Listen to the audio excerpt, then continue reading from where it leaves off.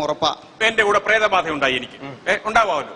എത്രയോ പേരുടെ ഇടയിലാണ് ഞാൻ ഇറങ്ങി നടക്കുന്നത്. ഇങ്ങനെ പ്രേതബാധ ഉണ്ടായി കഴിഞ്ഞ് ഞാൻ അങ്ങയുടെ അടുത്ത് വരുന്നു. അങ്ങ് എന്താണ് ഈ പ്രേതത്തിന് ഒഴിപ്പിക്കാനുള്ള അങ്ങയുടെ വഴി? സാധാരണ രീതിയിൽ എന്റെ അടുത്ത് അങ്ങനത്തെ കേസ് കേട്ടിൽ മുസ്ലിം കമ്മ്യൂണിറ്റിപ്പെട്ട ആളുകളാണ് കൂടുതൽ വിശ്വസിക്കുന്നുണ്ടോ? അല്ല, മനുഷ്യനപ്പുറം ഒരു ശക്തി നിലനിൽക്കുന്നുണ്ട്. തീർച്ചയായിട്ടും ജിന്നി അതൊക്കെ ഖുർആൻ കൊണ്ട് ഖുർആനിൽ തന്നെ പറഞ്ഞിട്ടുണ്ട്.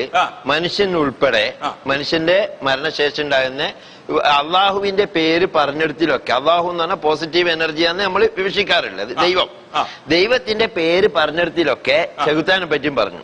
അതായത് ഞങ്ങൾക്ക് മുസ്ലിങ്ങൾക്ക് ദൈവത്തിന്റെ പേര് പറഞ്ഞ് തുടങ്ങാനുള്ള എന്ത് കാര്യങ്ങളുണ്ടോ അതിന്റെ തൊട്ട് മുമ്പേ ശൈത്താനെ തൊട്ട് കാവൽ ചോദിക്കണം എന്ന് പറഞ്ഞിട്ടുണ്ട്.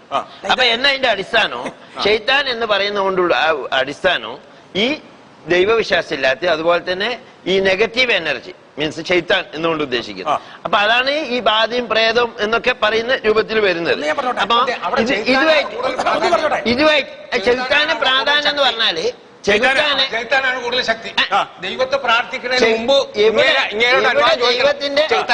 ദൈവത്തിന്റെ പേര് പറഞ്ഞുകൊണ്ടാണ്. അതങ്ങനെയല്ല, അള്ളാഹുവിന്റെ പേരിൽ ഒരിക്കലും മന്ത്രവാദം കൂട്ടിച്ചേർക്കാൻ പറ്റില്ല. കാരണം സിഹർ എന്ന് പറയുന്ന ഒരു ഇത് ഹറാമാക്കിയിരിക്കുന്ന ഒരു കാര്യമാണ്.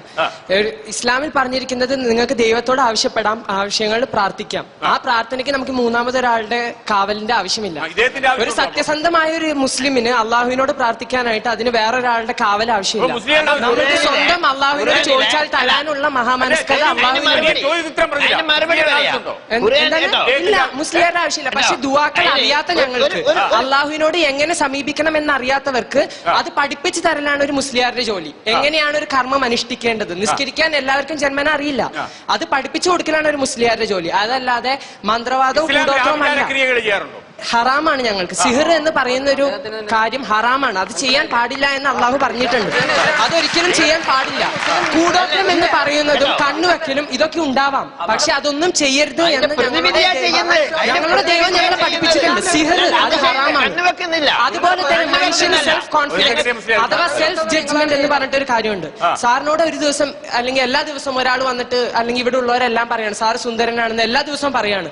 സാറിന് സ്വന്തം തോന്നും ആ ശരിയാണ് ഞാൻ സുന്ദരനാണ്. അത് തന്നെയാണ് ഒരു ഏലസ് കെട്ടുമ്പോൾ ഉണ്ടാവുന്നതും. നിങ്ങൾക്ക് ദേഷ്യം വരില്ല എന്ന് പറഞ്ഞൊരു ഏലസ് കെട്ടുമ്പോൾ പിന്നീട് ദേഷ്യം വരുമ്പോൾ നിങ്ങൾക്ക് തോന്നും എനിക്കൊരു ഏലസ് ഉണ്ട്, ഞാൻ ദേഷ്യം വരില്ല, എനിക്ക് ദേഷ്യം പിടിക്കില്ല. അത് തോന്നുമ്പോൾ സാർ തന്നെ ഒരു സെൽഫ് കൺട്രോൾ അതിൽ വരും. നിങ്ങളൊക്കെ കൂടോത്രത്തിൽ വിശ്വസിക്കുന്നുണ്ടോ? കൂടോത്രത്തിൽ വിശ്വസിക്കുന്നില്ല. ഖുർആനിലത്തെ ഓരോ സൂറത്തുകളും തുടങ്ങുന്ന ബിസ്മില്ലാഹിർ റഹ്മാനിർ റഹീം എന്ന് പറഞ്ഞിട്ട്, അതായത് ദൈവ കാരുണ്യവാനായ ദൈവത്തിന്റെ പേരിൽ തുടങ്ങുന്നു.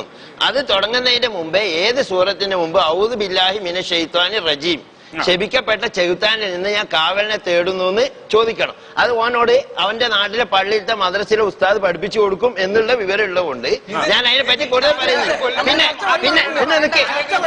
പിന്നെ ഖുർആനില് നിരോധിക്കപ്പെട്ട സിഹിർ എന്ന് പറഞ്ഞാൽ മറ്റൊരാൾക്ക് ദ്രോഹം ഉണ്ടാക്കുന്ന കാര്യങ്ങൾ, അത് ഖുർആൻ ഗണ്ണിച്ചിട്ട് ചെയ്യുന്നത് ഹറാമാക്കി നിഷിദ്ധാക്കിയിട്ടുണ്ട്. അപ്പൊ അത് ഉള്ളത് കൊണ്ടാണല്ലോ നിഷിദ്ധാക്കിയത്. അതായത് മറ്റൊരുത്തനെ ദ്രോഹിക്കുന്ന കാര്യമാണ് നമ്മൾ അഭയം തേടുന്നത്. ഒരു ക്ലാസ് എടുക്കുമ്പോ, ഒരു ലെക്ചർ ക്ലാസ് എടുക്കുമ്പോ അവിടെ ഒരു കള്ളുടിയം വന്ന് അലമ്പുണ്ടാക്കാൻ അങ്ങേര് സമ്മതിക്കുമോ? ആദ്യം അവരെയൊക്കെ മാറ്റി നിർത്തി മാന്യമായ ഒരു സദസ്സിനെയാണ് ക്ലാസ് എടുക്കുക.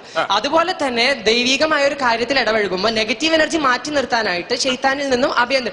അതിനർത്ഥം ശൈത്താൻ അള്ളാഹുവിനേക്കാളും പവർ ഉണ്ടെന്നല്ല. അത് മറ്റ് ചിന്തകൾ വരും. നമ്മൾ ഖുർആൻ ഓതുന്ന അല്ലെങ്കിൽ നിസ്കരിക്കുന്ന സമയത്ത് കണ്ട സിനിമയുടെ ചിന്ത വരാം, പാട്ടിന്റെ ചിന്ത വരാം, അല്ലെങ്കിൽ ദുശ്ചിന്തകൾ പലതും വരാം. അതിൽ നിന്നുമൊക്കെ ഒരു മുക്തി നേടാനായിട്ട് നമ്മൾ ഉപയോഗിക്കുന്ന ഒരു മാർഗമാണ് ശൈത്താനിൽ നിന്നും. വിശ്വസിക്കുന്നുണ്ടോ? ഈ മുസ്ലിംകളുടെ അടുത്ത് ഒരുപാട് ആൾക്കാർ ചെല്ലും, നിങ്ങളൊക്കെ ഇത് വിശ്വസിക്കുന്നുണ്ടോ? ഇല്ല, വിശ്വസിക്കുന്നില്ല. ഞങ്ങൾ മുസ്ലിങ്ങളാരും ഇതിനൊന്നും വിശ്വസിക്കില്ല. നമ്മളെ മുസ്ലിങ്ങളില് ഏറ്റവും കൂടുതൽ ഈ ഇവരുണ്ട്, മൗദൂദികൾ എന്ന് പറയും, ജമാഅത്തെ ഇസ്ലാമിക്കാര്, ബാർബേറിയൻസ്. ഇസ്ലാമിലെ മുസ്ലിങ്ങളിലെ ഏറ്റവും അധപ്പതിച്ചവരാണ് ഈ മൗദൂദികൾ. അവർക്ക് ഒറ്റ വഴിയേ ഉള്ളൂ, ഈ ദൈവരാജ്യം സ്ഥാപിക്കുക. ഒരു അമുസ്ലിമായ എന്ന് പറഞ്ഞാൽ അവരുടെ ഭാഷ കാഫിർ എന്ന് പറയും. ഒരാളെ കണ്ട കൊന്നു വെക്കുക. ഇവിടെ ജിഹാദിന്റെ അവരുടെ ജമാഅത്ത് ഇസ്ലാമിന്റെ വാദം, അത് ഞങ്ങൾ സുന്നികളുമായിട്ടുള്ള ആശയത്തെ പെട്ടതല്ല. ഞാൻ മനസ്സിലാക്കുന്നത് അത്രേ ഉള്ളൂ. ഇസ്ലാം ഒരു മനുഷ്യനല്ല, ഇസ്ലാം ഒരു ജീവിത രീതിയാണ്. അത് ആർക്കും മുഴുവനായിട്ട് പഠിക്കാൻ പറ്റില്ല. ഞാൻ ഇസ്ലാം ശരിക്കും അറിയുന്നതെന്ന് ഞാൻ പറയുന്നില്ല. എനിക്ക് അറിയാത്ത കാര്യങ്ങൾ എനിക്ക്, ആ ഉസ്താദിന് അറിയുന്ന കാര്യങ്ങൾ ഉസ്താദിന്റെ കയ്യിലുണ്ടാവും. ഞാനല്ല ഇസ്ലാം, അദ്ദേഹമല്ല ഇസ്ലാം. ഇസ്ലാം ഒരു രീതിയാണ്. എല്ലാ മതങ്ങളിലും ദൈവമുണ്ട്.